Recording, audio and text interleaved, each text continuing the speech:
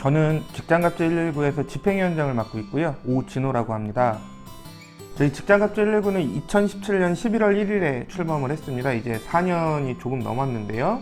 직장에서 갑질이나 괴롭힘을 겪고 있는 직장인들이 편하게 상담하고 해결 방안을 함께 찾아가기 위해서 만든 민간공익 단체입니다. 저희가 출범 4주년 되면서 총 제보 들어온 게 몇 건인지 세어봤더니 한 10만 건 정도 되더라고요. 직장갑질 119에 하루 평균 한 100건 정도의 상담이 들어오는데, 예를 들어 급여를 제때 받지 못했다든가, 부당하게 해고를 당했다라든가, 혹은 성희롱을 당했다라든가, 혹은 육아휴직을 쓰려고 그러는데 문제가 있다든가 하는 등등 직장에서 겪을 수 있는 굉장히 많은 일들이 제보로 들어오고 있고요. 그분들이 겪고 있는 일들을 듣고 법률적인 조언을 해주거나 법제도 개선을 촉구하기도 하고요. 자신의 권리를 조금 더 잘 이야기할 수 있도록, 본인의 존엄이 조금 더 인정받을 수 있게 하기 위해서 노동자들을 좀 모으거나 노동자들에게 노조 가입을 안내하거나 이러한 등의 활동들을 하고 있습니다. 무엇보다 직장 내 괴롭힘 금지법이 갖고 있는 가장 큰 의미는, 이전에는 법률적으로 위반이지 않았던 것들, 예를 들어 상사가 폭언을 한다라던가 혹은 왕따를 시킨다던가 차별을 한다던가 하는 행위들이 이제는 불법이 되고 금지되는 행위가 된 것이죠. 이렇게 되다 보니 억울한 일들이나 부조리한 일들에 대해서 이것은 괴롭힘이다 라고 표현을 하기 시작했고요. 해결하기 위해서, 조금 바꾸기 위해서 직장 내 괴롭힘 신고를 하고 싶은데 어떤 것을 준비하면 되냐, 이런 것들을 묻는 분들이 굉장히 많이 늘었어요. 두 번째 변화는, 실제 회사에서도 이전처럼 어떤 성과 중심적이거나 가부장적이거나 유교적인 어떤 조직 문화를 좀 탈피하기 위해서 예방 교육을 한다든가, 직원들을 대상으로 실태 조사를 한다든가, 혹은 직장 내 괴롭힘 행위자에 대해서 처벌을 해서 좀 직장 내의 어떤 문화를 좀 바로 세운다든가, 더디지만 조금씩 한국 사회의 직장 문화들이 좀 바뀌고 있는 것들을 상담이나 혹은 여러 문의들을 통해서 느끼고 있습니다.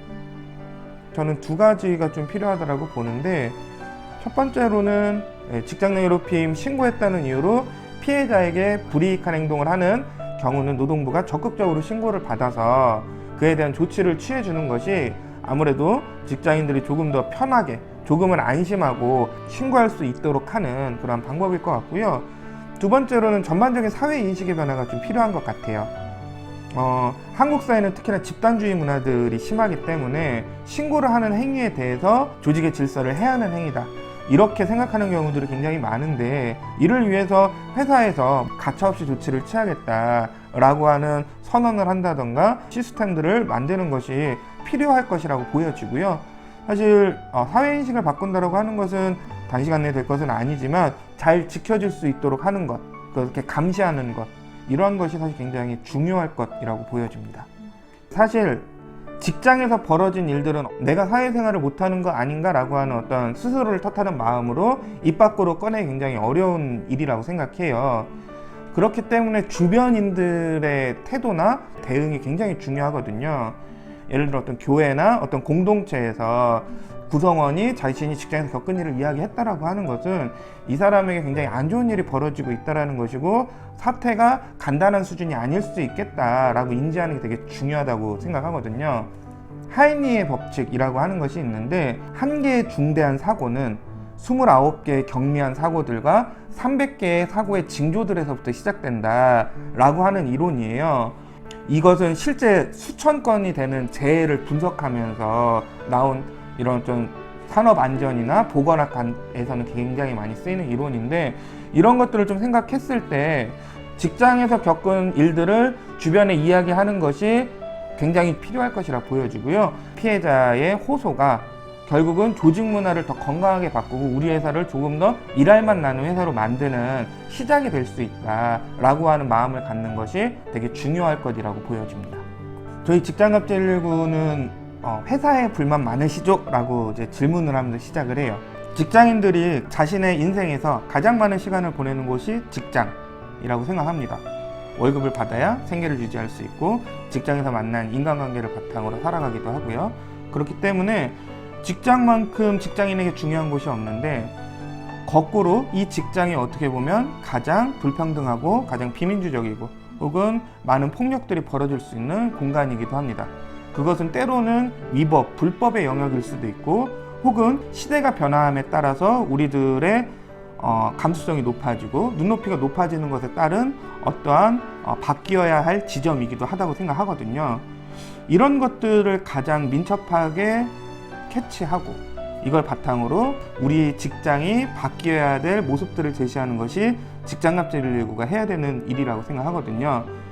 직장갑질 119는 앞으로도 특히나 노동조합이 없어서 더 어려워하는 직장인들의 이야기를 듣고 이들의 목소리를 우리 사회에 알려내는 스피커로서 역할을 하려고 합니다.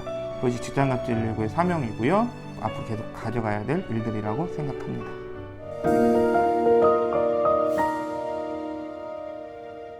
네, 안녕하세요. 저는 청년유니온 위원장 이채은입니다. 저희 청년유니온은 불안정한 노동을 하고 있는 그런 실태와 현장들을 알려내고 이들을 이제 대변하고 이들의 노동 환경을 개선하기 위한 활동들을 하고 있습니다. 일단은 청년들이 이 노동법 자체를 배운 적이 없다 보니까 노동 상담을 하게 되면 물어오시는 것들이 정말 사장님 말이 맞는 건가요? 이런 질문들이 굉장히 많거든요. 이제 어찌 보면 기초적인 상식으로 알아야 하는데 사회가 그렇게 알려주지 않는 거죠. 그 다음에는 이제 괴롭힘에 대한 이야기도 꽤 있어요. 본인을 해고하고 싶어 하는데 그런 말은 못하고 그는 나를 괴롭히고 있다. 이럴 경우에 내가 어떻게 대처를 할 수 있는지에 대해서 물어오는 경우들도 많습니다. 여러 가지 좀 사례들이 떠오르는데 패션 스타일리스트 어시스턴트 시급이 4,000원인가 그랬었거든요. 스타일리스트 실장이 그 어시들한테 다리미를 던진다던가 아니면 욕설 아니면 이제 연예인의 매니저로부터 어떤 성희롱 이런 것도 겪고 그래서 이제 그분들이 모여서 노동조합을 만들고 싶다라고 이제 청년 유니온을 찾아와서 올해 4월에 이제 지부를 만들었어요. 그리고 이제 헤어 디자이너들의 이제 실태 조사를 했었는데 7,800원인가 받고 있더라고요. 그런 걸 보면서 이제 사실 기본적인 것부터가 지켜지지 않고 있고 우리도 이렇게 배웠으니까 너네도 이렇게 배워야 돼. 어리니까 다리가 예쁘니까 치마를 입어라. 그러면 손님들이 더 많이 붙을 거다. 이런 식의 언행들. 사실 돈도 돈이지만 문화를 견딜 수가 없는 거예요. 근데 또 이 청년들이 왜 그런데도 그런 곳에서 일을 하냐라고 물어보면 이 일이 좋으니까요 라고 이야기를 하거든요. 청년들이 왜 그런 곳에서 일을 하고 있고 그리고 왜 그런 대우를 받고 있는지를 잘 살펴보는 게 중요하거든요. 청년들이 눈이 높다 눈을 낮춰야 한다 혹은 요즘 청년들은 어려운 일을 하지 않으려고 한다 그런 것들이 매우 편견이고 괴롭히는 것, 폭언을 하는 것 그다음에 부당한 업무 지시를 하는 것 저는 문화의 차이라고도 볼 수 있지만 부당한 것을 부당하다고 생각하지 않는 것이 문제라고 생각을 하거든요. 이런 것들에 이제 주의를 주는 것, 이 사회에 경종을 울리는 것이 필요하다고 생각합니다. 아무래도 이 대기업들이 이제 비용 감축을 위해서 하청을 하게 되고 또 그 하청이 재하청이 되고 이러다 보니까 이제 중간 단계에서 이제 이윤을 얻기 위해 안전을 위한 비용이 가장 먼저 줄어들게 되는 거죠. 그러다 보니까 가장 먼저 피해를 입는 게 가장 약한 어쨌든 불안정한 청년들 그런 노동자들이 제일 먼저 피해를 입는 것 같습니다. 덜 안전해도 사고 안 날 거야 라고 하는 이런 안일한 생각들 돈을 벌어야 하는 사람들은 그런 것들을 전혀 고려하지 않는 거죠. 안전이 이제 중요한 고려사항이 있지 않은 거죠. 그런 것들이 사고들이 계속해서 나오는 그런 이유가 아닐까 싶습니다. 저는 일할 수 있는 권리요. 근데 청년들이 워낙 이제 양질의 일자리가 없고 거기 그 일자리에 진입하기까지 너무 오랜 시간과 에너지를 쏟게 되는데 청년들을 위해서 어느 정도의 일자리를 창출을 하겠다라고 이야기하지만 그 창출된 일자리가 정말로 청년들을 위한 일자리인지 혹은 정말로 청년들이 인간의 존엄을 지키면서 일을 할 수 있는 일자리인지를 담보하지는 않는 상황이거든요. 이렇게 일자리를 구하는 것부터, 안정적인 일자리에 들어가는 것부터가 어려워지면 사실 그 노동권의 지켜지기란 매우 어렵죠. 제가 생각했을 때는 일자리를 얻는 것, 그리고 기본적인 생계는 유지할 수 있을 만큼의 일자리여야 하는 것, 그게 가장 중요하다고 생각합니다. 저는 종교가 굉장히 큰 영향력이 있다고 생각을 해요. 어떤 영향력 있는 정치인이 얘기를 하는 것보다 이제 종교 내에서 우리가 이런 방향으로 활동을 해봅시다, 아니면 이렇게 우리가 사람들을 대하는 노력을 좀 해봅시다 라고 이야기를 하면 저는 그런 것들이 굉장히 큰 파급력이 있을 거라고 생각을 하거든요. 그런 면에서 우리 곁에 있는 모두를 노동자로서, 그리고 그 일을 하는 사람들이 안전하게 일을 할 수 있도록 하는, 나부터도 그런 사람이 되어야 한다라는 생각들을 좀 하게 되는데, 요즘에 이제 플랫폼 노동이 되게 많이 생겨났잖아요. 내가 이 노동자를 어떻게 대하느냐에 따라서 사업주가 혹은 사회가 이 사람을 대하는 것들이 달라진다라는 인식을 좀 갖고 그런 인식들을 좀 펼쳐나가기 위한 활동들이 좀 필요하지 않나 싶습니다. 저희가 활동하다 보면 어떻게 이런 업종을 발굴할 생각을 했어요? 라는 이야기를 되게 많이 듣는데, 그게 이제 아까 말씀드렸던 미용실 노동자와 이제 패셔너시 같은, 근데 청년들은 그렇게 불안정한 일자리에서 일단은 일을 할 수밖에 없어요. 최근에는 또 이제 배달 노동자라든지 어떤 웹 디자이너 같은 프리랜서, 이런 업종들 같은 경우에는 이제 워낙 조직되기가 어렵고, 이 사회에 첫 진입을 하는 청년들 같은 경우에는 그렇게 대변해 줄 수 있는 단위가 없다고 볼 수 있는 거고요. 불안정한 노동을 하고 있는, 조직되기 어려운, 대변되기 어려운 청년들을 위해서 활동하는 것이 어떤 청년 유니온이 이제 활동을 해나가는 이유라고 생각합니다.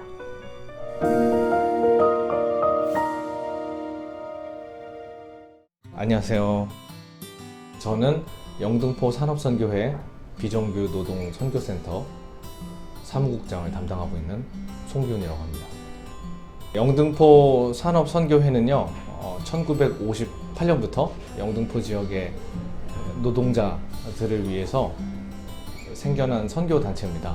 그래서 여공이라고 주로 불렸었는데, 그런 여공분들이 농촌에서 대거 상경하셔서 그때 이제 그분들을 교회로 데려오자라는 취지에서 시작한 곳이고요. 그런데 그게 막상 영등포 산업전도에서 들어가고 보니 그분들이 처한 현실이 너무 열악했고, 전도의 문제가 아니라 그분들이 속한 구조를 바꿔야 되는 선교의 문제로 좀 이제 접근이 되기 시작하면서 그 노동자들이 처한 현실을 바꾸고, 때로는 공장장들하고 사업주들하고 이렇게 갈등하기도 하고 하면서 산업선교회가 시작됐다고 이렇게 볼 수 있습니다. 그 역사가 길어져서 생활협동조합 운동도 생겨나고, 그리고 1998년도에는 그 IMF 때 이제 노숙인 문제, 2000년대 이후에는 비정규직 문제에 대해서 같이 대응하고, 노동자분들의 마음을 돌보는 일에 집중해서요, 쉼힐링센터라는 조직이 생겨나고, 영등포 노동자 종합지원센터 개소에 이르기까지 이렇게 63년을 걸어온 단체입니다. 어떤 한 노동조합이었는데 가장 친했던 분들이 쳐다보지 않는 그런 사이가 되셔서 저희가 집단 상담 같은 걸 한번 해본 적이 있었는데, 2주차, 3주차 지나면서 그 두 분 다시 화해하시는 그런 모습 봤었을 때 큰 감동이 있었어요. 어떤 그런 물꼬가 되어주고 계기가 되어줬던 게, 이런 부분의 노동자 상담은 또 기독교계에서 제일 잘 할 수 있는 게 아닌가? 네, 그런 생각이 좀 들기도 했습니다. 네. 해고 노동자 어떤 농성 현장이나 부당한 일을 당하신 분들이 이제 기도회를 해요. 그런 현장에서는 노동조합 집회도 하고 막 본인들이 이끌어 가셔야 되는 일들이 많아서 부담스러우신데, 그 기독교 기도회는 그냥 우리가 갑자기 찾아와가지고 우리가 기도회 하겠습니다, 매주 눈이 오나 비가 오나 이렇게 하니까 조금 부담이 덜 하신가 봐요. 그래서 여기 있을 땐 좀 마음이 편하다 이런 말씀을 하신 거 보고, 큰 힘은 안 될지 모르겠지만 정서적인 어떤 지지, 그리고 말로 다 하거나 물질로 다 할 수 없는 활동을 하고 있고요. 영등포구 지역의 노동단체들하고 같이 노동자들을 돌보는 캠페인들, 그리고 노동조합들 같이 함께 모여서 권리를 찾아가고 그 안에 분화를 바꾸는 일들을 같이 이렇게 해냈던 것도 기억에 남아요.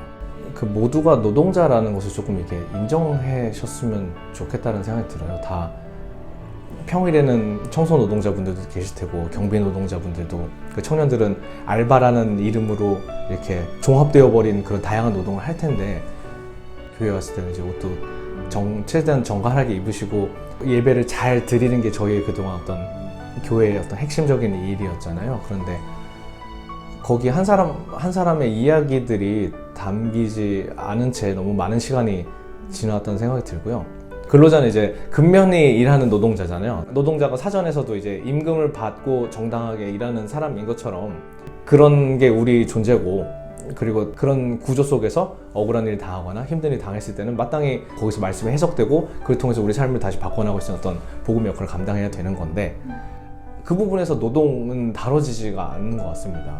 성경에서 수많은 사람들의 이야기, 농부의 이야기, 어부의 이야기, 그리고 정말 가난한 사람들의 이야기 그렇게 많이 나오는데도 정작 이 노동의 열악함에 대해서는 도외시하는 것 같아요. 네. 그래서 먼저 모두가 노동자라는 것을 인식했었을 때 거기서 이야기를 출발할 수 있지 않을까라고 생각 들고요. 청년주일 때 한번 그냥 뭐 청년들 힘내세요 이렇게 한번 하는 게 아니라 그게 계속 좀 다뤄져야 되지 않을까 생각합니다. 그리고 두 번째로 교회에서 같이 함께 좀 이야기했으면 좋겠는 거는, 지금 있는 그 노동의 문제들, 아니 뭐 청년 문제들, 이런 것들이 단순히 어떤 한 청년 개인의 어떤 게으름이나 개인이 부족해서 취직을 못하고 하나님이 은혜를 주시지 않으셔서 취업을 못하는 것이 아니라, 지금 노동 시장들이 신자유주의적 자본주의 구조가 가지고 있는 어떤 해단, 그리고 여러 가지 문제가 만났을 때 그런 것들을 좀 같이 접근해 줬었을 때 개인의 어떤 신앙의 문제도 더 힘을 받을 수 있지 않을까 생각합니다. 노동하는 인간의 존엄은 그 한 인간을 대하는 어떤 태도에서 결정된다고 생각합니다. 단순히 돈 많이 받으면 행복하고 돈 적게 받으면 그런 거냐. 사람이 꼭 그렇게만 움직이진 않거든요. 나는 조금 덜 받아도 충분히 내가 존중받고 나라는 가치를 인정받을 수 있다면 기꺼이 내 시간을 더 내어서 할 수 있는 게 사람이기도 하고, 반대로 그렇지 않더라도 모욕감을 느끼거나 착취를 당하면 거기서 가치를 못 느끼는 것이 또 사람이잖아요. 그랬을 때 그 사람 한 사람을 어떻게 대하느냐가 곧 노동권의 출발점이 아닐까라는 생각을 합니다. 다양하게 펼쳐져 버린 노동 현실의 문제에서 한 사람 한 사람 찾아가는 게 저희 그 산업선교의 일인 것 같고, 그 사람들에게도 존엄이라는 가치를 부여해 주는 게 산업선교의 일이 아닐까라고 생각하고 있습니다.